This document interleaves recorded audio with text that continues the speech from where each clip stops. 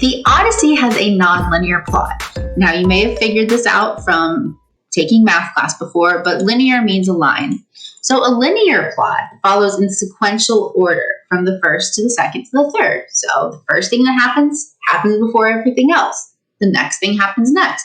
The next thing happens next. That is not how the Odyssey goes. We already know that it starts at the ending after he's already been gone for 19 years. So the Odyssey has a nonlinear plot. It begins at the end of Odysseus' journey when he's already been trapped by Calypso. When he leaves Calypso, his ship crashes on Phaeacia, which is also called Scheria. Don't worry, that's not going to be on the test, but he crashes on an island. And when he crashes on that island and is discovered by the king, he tells King Alcinous about his journey, what he's been doing since the end of the Trojan War. Now, remember, he's been lost at sea for 10 years. So he tells King Alcinous about this 10-year journey he has had at sea. And the part we're really going to focus on is his battle with the Cyclops. So we'll read about that today.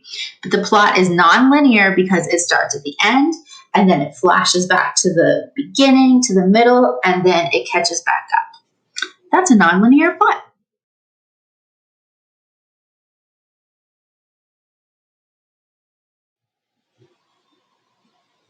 Oh, I'm sorry, I didn't see you there. I was just reading.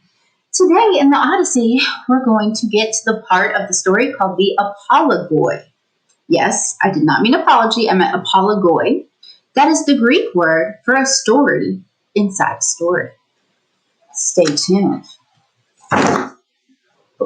Another book in there. There was another one.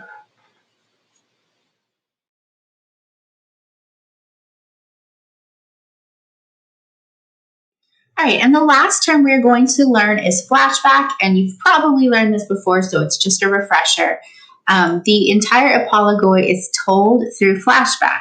So during these books, Odysseus is telling the story of how he left Troy, how he battled the Cyclops, how he met Circe, he travels to the land of death, and then he gets stuck between a rock and a hard place.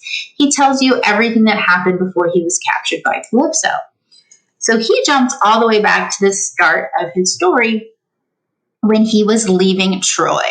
The war is long over. Odysseus is older, wiser, and sadder. Now he wants more than anything in the world to go home to Penelope and Telemachus. Ithaca, there is nowhere on earth I love better. He's been away for 10 terrible years, and he is sailing away from Troy. And now we're going to start reading to see what happens and why it takes him so long to get home.